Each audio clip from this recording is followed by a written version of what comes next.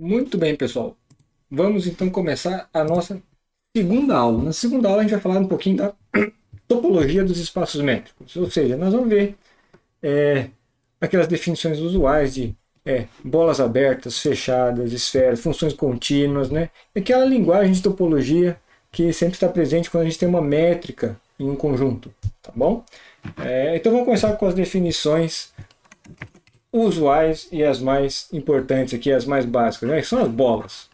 Tá bom? Então aqui, evidentemente que em todo o nosso todo o tempo aqui, nós vamos ter um espaço métrico x com a métrica d, com a função distância d, que vão estar implícitas, tá bom? A gente vai falar de coisas genéricas sobre a topologia dos espaços métricos, então eu não vou ficar mencionando, sempre vai ser um espaço métrico x aí, com a distância dada por d. Né? Então a primeira definição da notação é a definição das nossas bolas, né? Bolas abertas e fechadas, tá?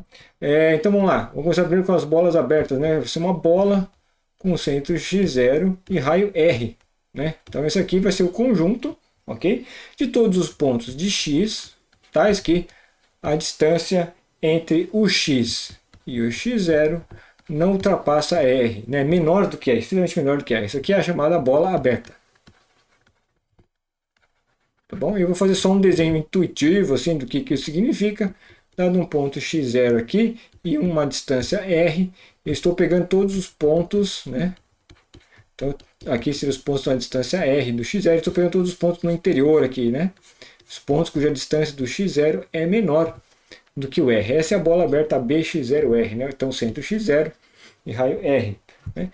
Temos também a famosíssima bola fechada, que ele está com um b, um tracinho aqui em cima do b, né? Que é x0r.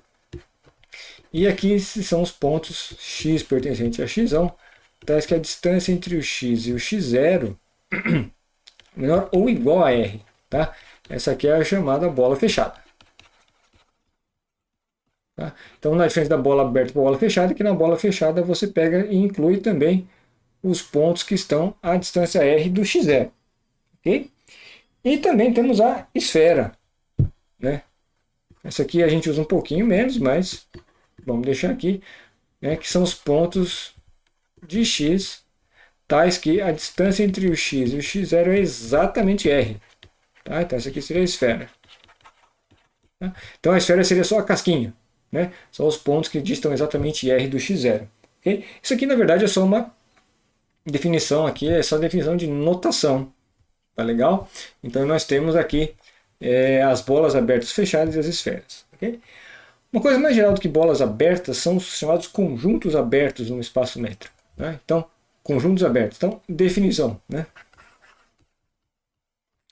Um conjunto A, né, que é um subconjunto do espaço métrico X, aqui, ele é aberto, tá? Se, né, o A ele é uma união, né, possivelmente infinita, tá, de bolas abertas. Ok? Equivalentemente,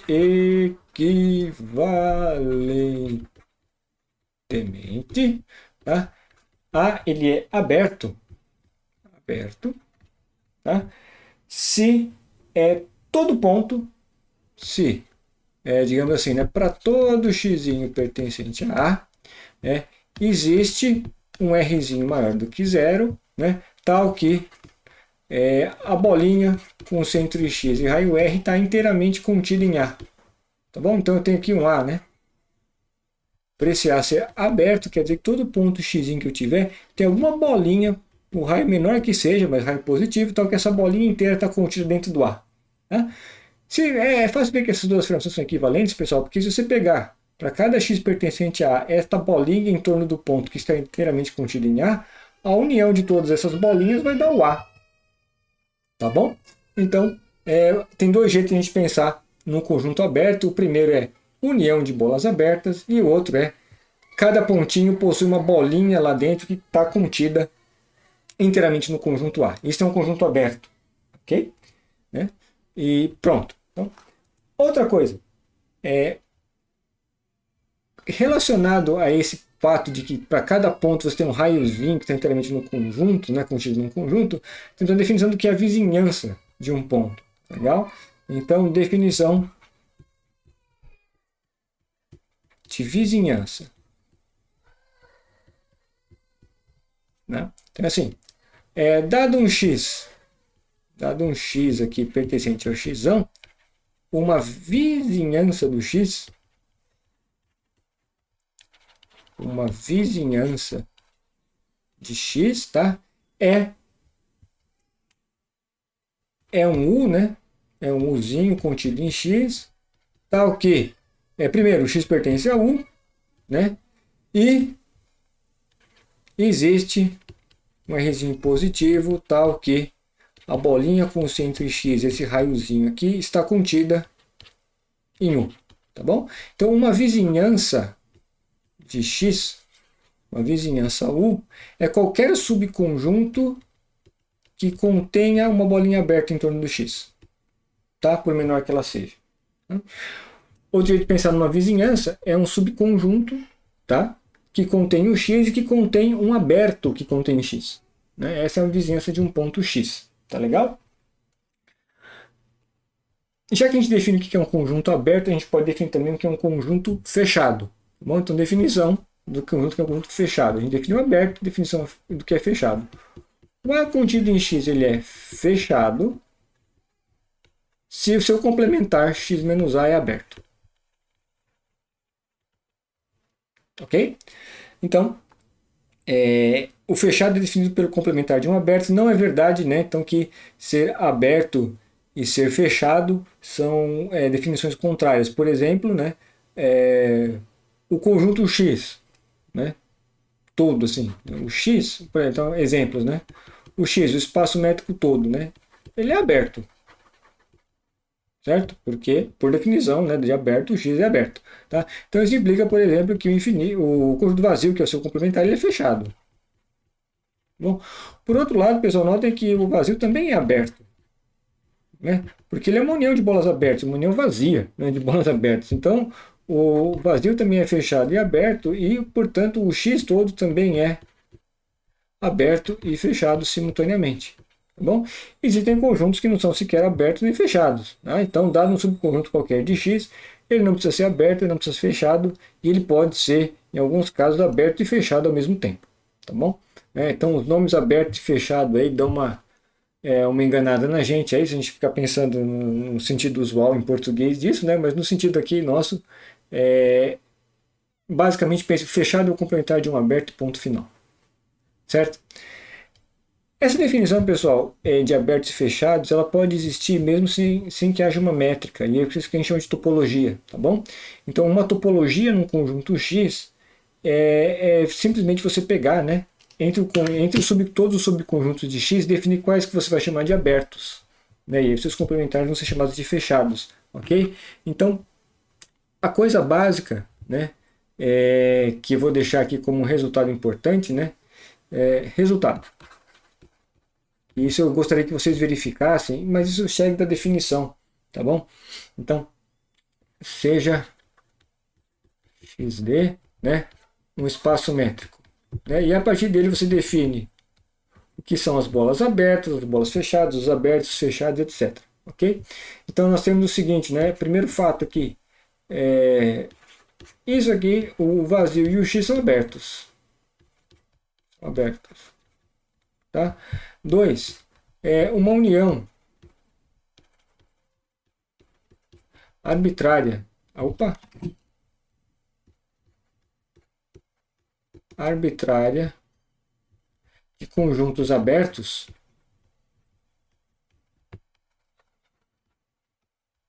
é um conjunto aberto. É um conjunto aberto. Tá?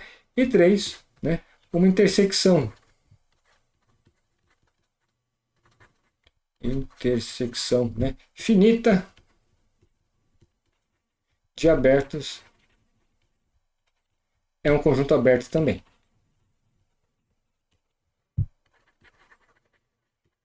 Tá legal? Isso, pessoal, fica como exercício para vocês verem que é satisfeito quando você tem um espaço métrico x e d. Né? Então, por exemplo, a propriedade 2 ela é relativamente trivial, porque se um conjunto aberto é uma união de bolas abertas, então é claro que uma união arbitrária de abertos nada mais é do que uma união arbitrária de bolas abertas. E uma união de bolas abertas é uma união de bolas abertas. Portanto, uma união arbitrária de conjuntos abertos é um conjunto aberto também. Né? O que vocês teriam que ver é, na propriedade 3 aqui, que a intersecção finita de abertos também é um aberto. Tá? Então bastaria vocês verem aqui que a intersecção de dois conjuntos abertos é um conjunto aberto. Tá? Isso, né, se você consegue intersectar dois, você consegue intersectar o número finito, mantendo assim a propriedade de ser aberto. Né? Então esse aqui é um exercíciozinho, né? Mostra que a intersecção de dois abertos é um aberto. Qual que é a jogada aqui do ponto de vista mais geral? Nós podemos, dado um conjunto X qualquer, mesmo que ele não seja um espaço métrico, declarar que alguns de seus subconjuntos são abertos, de modo que eles satisfaçam essas três propriedades. Se isso aqui é verdade, então esse conjunto X com esse conjunto de abertos, né, que a gente declarou que são, vamos chamá-los de abertos, define o que a gente chama de uma topologia em X. Tá? Então este resultado aqui, trocando muito em miúdos, diz o seguinte: toda vez que você tem uma métrica, essa métrica automaticamente induz uma topologia. Tá? Existem espaços topológicos que não provêm de métricas, você diz explicitamente quem são os abertos. Tá? Esses espaços métricos que definem uma topologia é uma coisa mais comum que a gente vai usar. Tá? Esses espaços que têm uma topologia são espaços topológicos que não provêm de métricas, eles não vão ser tão interessantes para a gente vai também estudar, interessado mesmo, nas métricas que a gente vai ter nos nossos espaços. Tá? Mas se quem está sabendo, você já deve ter estudado um pouquinho de topologia, é que existem topologias que não provêm de métrica alguma, tá? Então a gente tem aquele problema de decidir quando um espaço é metrizável, né? Quando que a topologia dele vem, né, herdada de uma métrica ou não. Tá? Para o nosso caso aqui, essa conversa toda aqui vai ser mais interessante porque não vai ser tão assim geral, porque a gente só vai pegar esses espaços que são de fato métricos. Vai ter uma métrica ali e vai ter uma topologia associada. Né? Então, do nosso ponto de vista, nós estamos mais definindo uma linguagem de quem são os abertos e os fechados do que qualquer outra coisa. Joia? Além disso, pessoal, a gente falou de conjuntos abertos, fechados e vizinhanças. Aí vamos ter que falar também do que é um ponto de acumulação. Isso é importante. Né? Então, vamos pegar aqui a definição, né? A definição que é um ponto de acumulação. Então, vamos pegar um M, um subconjunto de X, e um Xzinho que eu vou dizer, não, X0, eu vou fixar aqui um X0 pertencente a X, que não necessariamente pertence a M, tá? É um ponto qualquer. Então, definição, este X0, ele é ponto de acumulação do conjunto M, tá bom?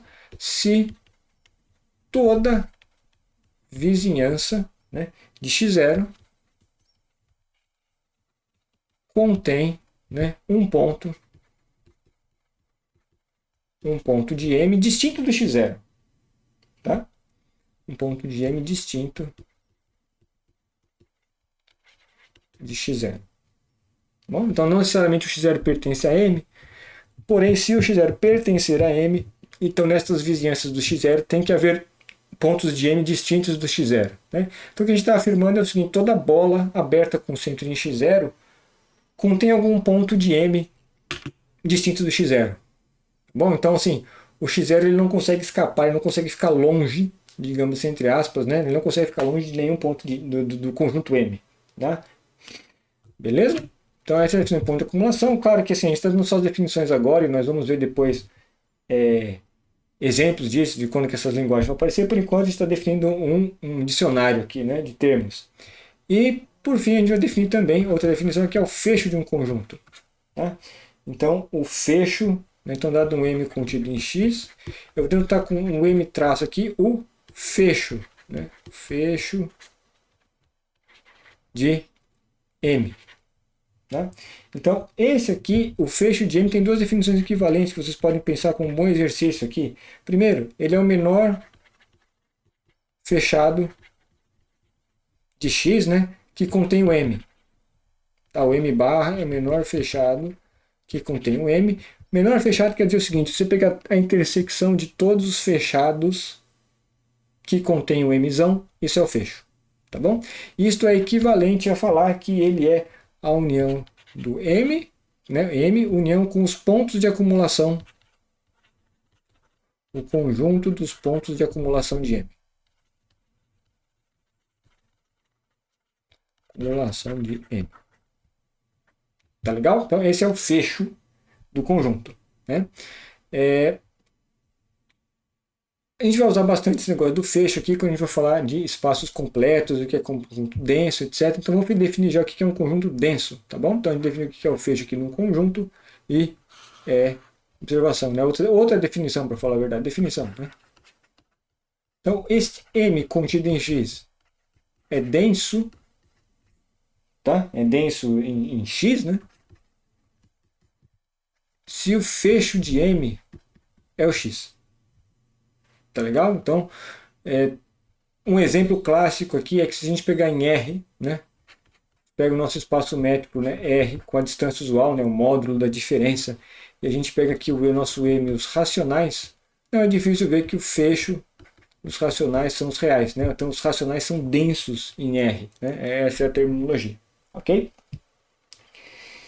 E uma coisa que vai ser relevante para a gente é uma definição é quando que o espaço métrico é separável.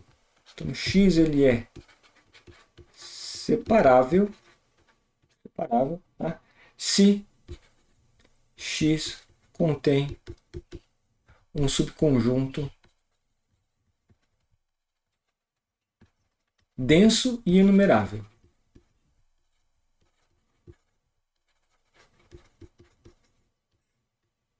Tá bom? Então isso quer dizer que é separável. Por exemplo, os reais são separáveis, porque nos reais o conjunto dos racionais são densos e os racionais são enumeráveis. Ok? Então isso é a definição de separável. Quando a gente estiver estudando, né, a nossa teoria propriamente dita da análise funcional, aí a gente vai ver que os espaços são separáveis, eles são mais simples de serem tratados dos que os que não são separáveis. Tá? Então, a separabilidade é uma condição que simplifica o raciocínio em vários casos. Então, a gente precisa saber dar essa definição desse termo, né? Evidentemente que agora eu estou citando um monte de definições e não está claro ainda por que elas vão ser úteis e quando que elas vão ser úteis, mas não fiquem com receio disso, né? Quando a gente começar a usar de fato esses termos, eu vou relembrando eles para vocês, tá? Mas já quero estabelecer logo de uma vez os termos todos e aí a gente consegue discutir com mais propriedade mais para frente. Tá joia? Eu vou dar um exemplo aqui, pessoal. Então, assim, a partir do momento que a gente sabe que o R é separável, então aqueles conjuntos, o Rn, o Cn com as métricas usuais aqui, eles também vão ser separáveis, porque você pega os pontos que têm coordenadas racionais ali dentro, tá bom? Então você vai obter esses conjuntos enumeráveis densos. Eu vou dar um exemplo de um espaço que não é separável, tá bom? Então, aqui, exemplo, né? Aquele L infinito que a gente estudou, por exemplo, sobre os complexos, ele não é separável. Ele não é separável, tá bom? Vamos fazer assim, né? Por exemplo, eu vou fazer aqui com sequência de números reais, legal? Então, vou botar aqui, ó, considere aqui o seguinte, vamos olhar para esse conjunto. Então, aqui para mostrar que não é separável, eu vou mostrar que não pode ter um conjunto que seja denso e enumerável ao mesmo tempo, tá legal? Então, eu vou considerar esse conjunto. Considere esse conjunto aqui, ó. Considere o conjunto que é formado por estas séries, né? Epsilon dividido por 2 elevado a i, indo de 1 até infinito. Tá bom? I maior ou igual a 1. E cada epsilon i aqui, ou é 0 ou é 1. Tá bom? Então, aqui eu estou escrevendo os números, né? Como os coeficientes aqui, eu estou escrevendo os números na base 2. Tá? Os elementos que no intervalo de 0 até 1 na base 2. Né? Quando todos os epsilons i's são 0, isso dá 0. Quando todos os epsilons i's são 1, essa série aqui vai dar 1, né? A soma dessa série vai dar 1. Então aqui a soma dessas séries são todos os números entre 0 e 1. Né? Então é como se tivesse representação binária dos elementos do intervalo de 0 até 1. Tá? Então, na verdade, essas representações na base 2 desses números, eles estão em bijeção. Né? Eu tenho uma bijeção disso aí com os elementos do intervalo 0, 1.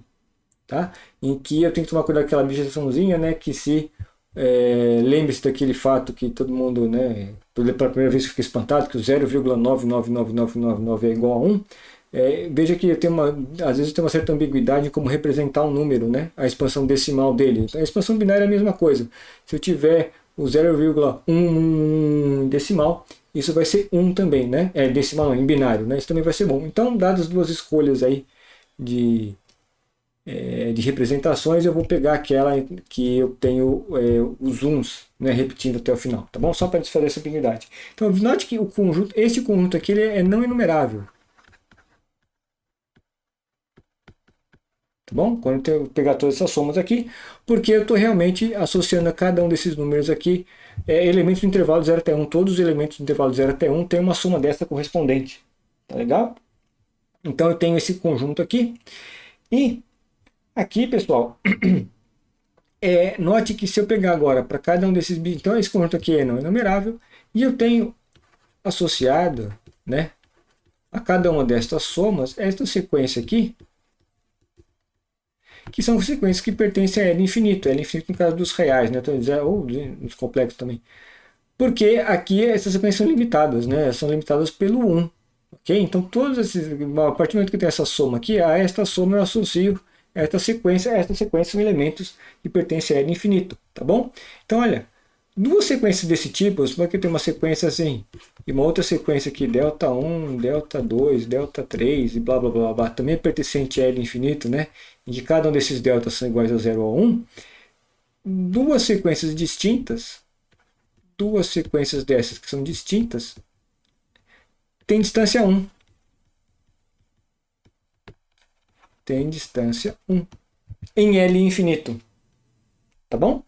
Porque veja que em L infinito, como é que a gente calcula a distância? A gente faz a diferença, né, entre as coordenadas correspondentes, pega o módulo da diferença e pega o supremo dos módulos das diferenças. Né? Então, se as sequências forem distintas, então vai ter uma coordenada delas em que uma delas vai ser 0 e outra vai ser 1. Aí a diferença entre as coordenadas vai dar 1 em módulo, né? Então a distância vai ser 1. Né? O supremo não pode ultrapassar 1, tá bom? Muito bem, então eu tenho dadas duas sequências aqui, essa sequência, vou chamar essa sequência aqui de epsilon, essa sequência aqui de delta, eu tenho a epsilon e a delta aqui, que a distância delas é 1. Tá?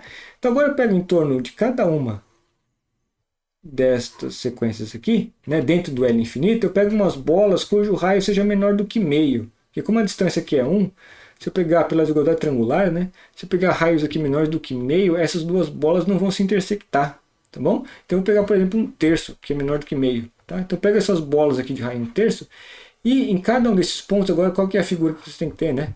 Eu tenho esse monte desses pontos aqui, dessas sequências, todos distância 1 entre si. Tá? O meu desenho é meio ruim, porque a distância entre esse aqui é 1 também nessa métrica. Né? Você pega essas bolinhas de raio 1 terço em torno de todas essas bolas não se intersectam. Tá bom? Então aqui tem um epsilon, delta, um outro cara aqui. Então todas essas bolinhas não se intersectam. A quantidade dessas bolinhas é não enumerável. Tá? Então aqui, isso aqui é uma quantidade não enumerável de bolinhas, porque isso aqui, de novo, tem uma objeção disso com os elementos do intervalo 0,1. Tá joia? Muito bem. Agora note o seguinte, né? Eu tenho uma quantidade não enumerável dessas bolinhas, que elas são todas disjuntas. Tá? Se eu tiver um conjunto M que é denso, tá?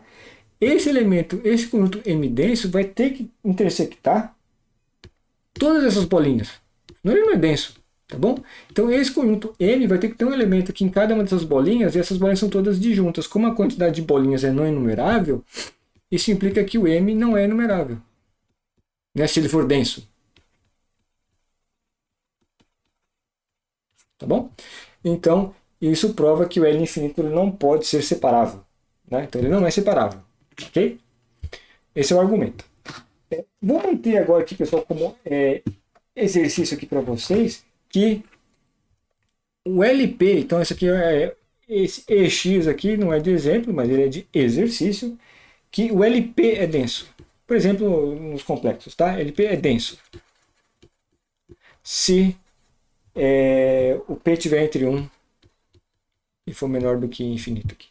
Tá legal? Então aqui no LP você tem que achar quem que é um carinha denso e enumerável. Então eu vou dar a dica de quem que é o cara denso e enumerável. Eu vou colocar assim, né? Eu vou botar aqui o LP dos reais, vai? Vou botar assim. Sequência de números reais, só para simplificar um pouquinho, não faz tanta diferença assim. Eu quero que vocês considerem essas sequências aqui, em que você vai ter um certo M com coordenadas não nulas e depois você preenche tudo com 0, o resto. Tá? E que cada um desses y aí para manter o negócio enumerável é racional. Tá? Então isso aqui eu quero que vocês provem que é enumerável. Bom, que é enumerável não tem problema, é meio imediato. E que é denso em LP. Tá? Então a dica é para mostrar que é denso, eu já botei o candidato aqui, né? De quem é o cara que é enumerável e denso dentro da LP. Tá? Tentem fazer isso aqui, não é muito difícil. Veja que como os elementos de LP são tais que aquela série das potências elevadas a P convergem, né? Quando eu tenho uma série convergente, o rabicho da série, né, a parte final assim da série, o rabicho da série pode ficar tão pequeno quanto a gente queira, né? Então quando a gente pega zero aqui, não tem muito problema, porque eu consigo aproximar bem o valor da série com os primeiros termos, né? O rabicho não importa muito. Então essa aqui é a ideia desse exemplo, ok? Então tentem pensar aí por que esse conjunto aqui é enumerável e denso em LP. E eu acho que é um bom exercício para a gente praticar um pouquinho, lembrar qual que é a métrica e fazer umas contas não triviais. Tá legal? Hoje encerramos por aqui. A próxima aula a gente vai falar de espaços métricos completos, tá bom? Que aí é um outro conceito importante também, além da separabilidade, saber se um espaço é completo ou não é muito relevante para vários dos estudos que a gente vai fazer. Tá joia? Então até a próxima, pessoal.